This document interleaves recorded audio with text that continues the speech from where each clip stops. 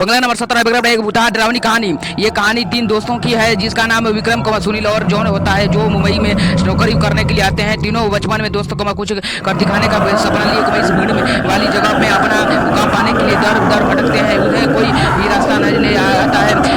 अपने छोटे से गाँव में कर कॉलेज की पढ़ाई करने के लिए सुनील और विक्रम कभी सोचा भी नहीं था कि सफलता पाने के लिए इतना दर्द झेलना पड़ता है। वहीं जॉन अपने पापा के बिजनेस में पहले से ही संघर्ष कर चुका था, जिस वजह से उसे इन सब चीजों की आदत सी हो गई थी। जॉन अच्छे से जानता था कि सफलता इतनी आसानी से नहीं मिलेगी, क्योंकि उसने अपने पापा को दिन रात मेहनत करते हुए देखा था। तभी तीनों को सुबह से भटकते भटकते शाम हो जाती है, लेकिन न कोई नौकरी और न ही कोई रहने का ठिकाना उनके हाथ लगता। तीनों मायूस होकर एक छोटे से होटल में खाना खाते हैं। दरअसल उनके पास कोई खास पैसे भी नहीं होते, वह तो सिर्फ अपने 1-2 दिन व्यवस्था बनाकर निकले थे। उन्हें लगा था कि आते ही उनके साथ कोई न कोई चमत्कार होगा उनके नौकरी मिल जाएगी।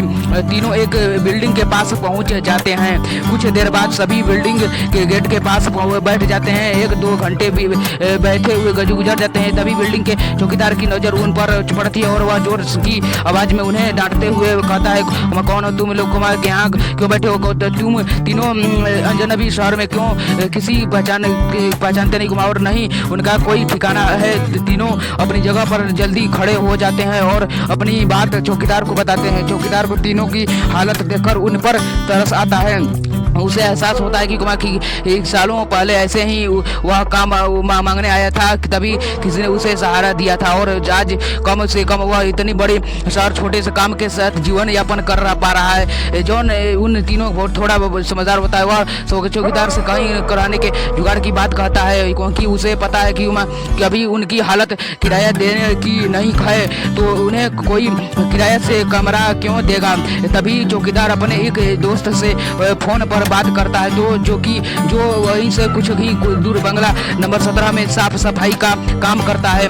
चौकीदार अपने दोस्त को सारी बात बताता है। तभी उसका दोस्त कहता है कि मेरे पास साहब तुम अपने परिवार के साथ 2 महीनों के लिए बाहर गए हैं, तब तक मैं रहने का इंतजाम कर सकता हूँ। यह बात सुनकर तीनों दोस्त बहुत खुश हो जाते हैं और वह जल्दी से चौकीदार से कहते हैं कि आप हमें बता दीजिए हम उनके पास कैसे पहुंच सकते हैं। चौकीदार कहता है कि वह बंगला थोड़ा दूर है, रात को वहां कोई टैक्सी ऑटो भी नहीं मिलेगा। आज तुम लोग यहीं सो जाओ, कल सुबह हम साथ चलेंगे। तीनों उसकी बात मान जाते हैं। सुबह उठते ही तीनों चौकीदार के साथ बंगले में पहुंच जाते हैं। बंगले की खूबसूरती देखकर तीनों दोस्त हक्का बक्का रह जाते हैं।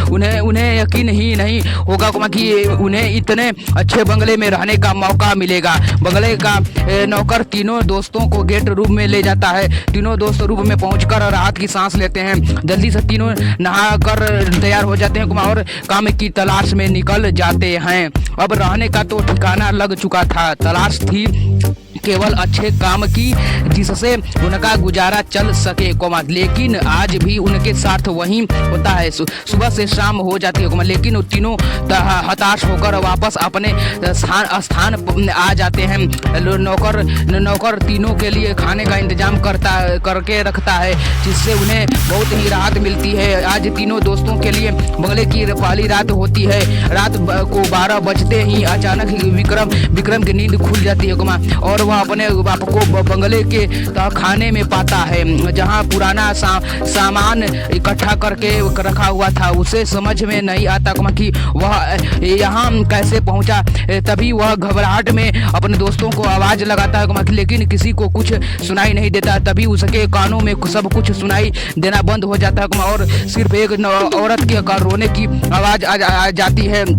विक्रम चिल्लाकर पूछता है, कहाँ हो तुम, क्यों रो रही हो? अगले ही पल विक्रम अपने बिस्तर में होता है। वह डर के कारण पसीने से लथपथ हो जाता है। वह अपने दोस्तों को जगाता है। सुनील और जॉन दोनों उसकी बात का मजाक उड़ाते हैं और कहते हैं, तुमने कोई सपना देखा होगा, इस बंगले में तो हमारे अलावा कोई भी नहीं है। और विक्रम भी अपने दोस्तों की बात का यकीन करके इस घटना को बुरा सपना समझकर नजरअंदाज करके सो जाता है। सुबह उठते ही तीनों दोस्त फिर से तैयार होकर काम ढूंढने निकल पड़ते हैं, लेकिन जैसे ही वह बंगले के गेट से बाहर निकलते हैं अचानक कोई औरत आकर विक्रम को चिट्ठी देती है जिसमें लिखा होता है तुम इस पत्ते पर जाओ तो काम मिल जाएगा, और औरत अचानक भागते हुए उनकी नजरों से ओझल हो जाती है।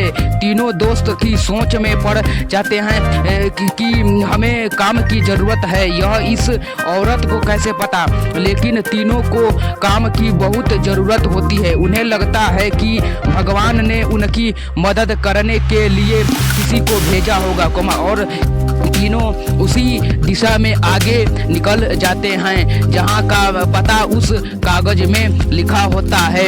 यहां पहुंचते ही उन्हें एक बहुत ही बड़ी बिल्डिंग दिखाई देती है। दरअसल यह बहुत बड़ी कंपनी होती है, और तीनों कंपनी के गेट पर पहुंचते हैं और वहां के सिक्योरिटी गार्ड को चिट्ठी दिखाते हैं। सिक्योरिटी गार्ड चिट्ठी नियुक्ति विभाग के पास भेज देता है, और जैसे ही प्रबंधक को वह चिट्ठी मिलती है तो उसमें उसके मालिक का हस्ताक्षर होता है। वह उन तीनों से पूछता है आप हमारे मालिक को कैसे जानते हैं। तभी विक्रम जवाब देते हुए कहता है मैं तुम्हारे बॉस का दोस्त हूं। अब प्रबंधक के पास इनको काम न देने के अलावा कोई विकल्प नहीं होता। इस कंपनी के मालिक का हस्ताक्षर जो उस चिट्ठी पर मौजूद था। कंपनी के मालिक 7 दिनों की ट्रिप पर विदेशी कंपनियों के दौरे में थे, और उस बीच उनसे कोई संपर्क नहीं था, इसलिए प्रबंधक ने उन तीनों को काम पर रख लिया, और अपने साथ उन्हें काम की जगह दिखाने ले गया, लेकिन विक्रम अचानक ही दूसरे रास्ते की तरफ मुड़ जाता है, और वह सीधे बॉस के चैम्बर के सामने पहुंचता है, और दरवाजे के ताले को पासवर्ड से खोल देता है। कंपनी का प्रबंधक यह देख करके आश्चर्यचकित रह जाता है। उसे यकीन ही नहीं होता कि जो पासवर्ड केवल कंपनी के मालिक को पता है वह इसे कैसे पता चला। अब प्रबंधक उसे कोई खास आदमी समझने लगता है। उसे पूरा यकीन हो जाता है कि हो ना हो यह व्यक्ति बॉस ने ही भेजा है, और वह उसे बिना रुके हुए अंदर जाने की इजाज़त दे देता है। जॉन और सुनील यह सब देखकर समझ नहीं पाते कि विक्रम को यह सब कैसे पता। तभी अचानक विक्रम सभी को बॉस के चैम्बर से बाहर जाने को कहता है, और चैम्बर का दरवाज़ा बंद कर देता है। कुछ ही घंटों के बाद प्रबंधक को बॉस का फोन आता है, और बॉस प्रबंधक से पूछता है कि मेरे कंप्यूटर को किसी ने इस्तेमाल किया था। तभी प्रबंधक सारी बात बता देता है। बॉस गुस्से में मैनेजर को बोलता है जल्दी से जाओ और उसे रोको, नहीं तो मैं बर्बाद हो जाऊंगा। और जैसे ही प्रबंधक चैम्बर का दरवाजा खोलता है तो वह देखता है विक्रम बेहोश पड़ा है। प्रबंधक अपने सुरक्षा कर्मियों से उसे उठाने को कहता है, और कुर्सी पर वापस बैठाता है। तभी विक्रम को होश आता है। प्रबंधक गुस्से में विक्रम को बोलता है तुमने क्या किया, मेरे बॉस बहुत नाराज हैं। लेकिन विक्रम को कुछ याद नहीं कि वह अपने बंगले के गेट से यहाँ तक कैसे आया है। दरअसल वह बंगला पहले उसी बॉस का होता है, और बॉस ने बंगले को अपने ऑफिस की एक लड़की के लिए खरीदा था, और कभी कभी साथ रहता तो कुछ जो कि उसकी कंपनी के काम करती थी। बॉस ने पहले से ही शादीशुदा था, और यह बात अच्छे से जानता था कि एक ना एक दिन वह लड़की उसके लिए खतरा बन सकती है, इसलिए वह उसकी निजी अश्लील वीडियो रिकॉर्ड कर लेता है। और जब एक दिन लड़की को यह बात पता चलती है तो दोनों में खींचा तानी करते हुए लड़की के तो सर में चोट लग जाती है और वह दम तोड़ देती है।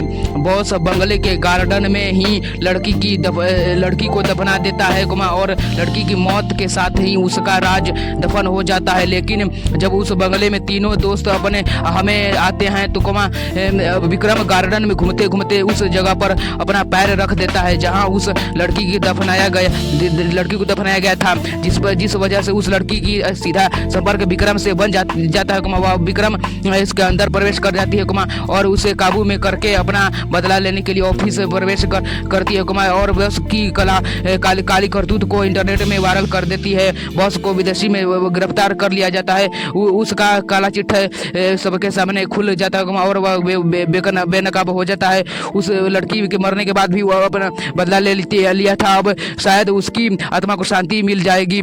तीनों दोस्त उस बंगले को बुरा सपना समझ कर भूल जाते हैं और इस दर्दनाक भूतिया कहानी का अंत हो जाता है।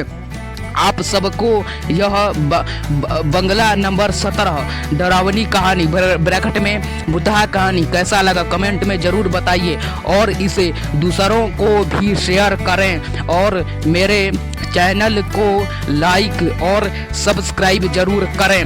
धन्यवाद दोस्तों मेरे चैनल पर पहली बार आए हो तो मेरे चैनल को एक लाइक कर देना। लाइक करने के साथ चैनल को भी सब्सक्राइब कर देना। धन्यवाद।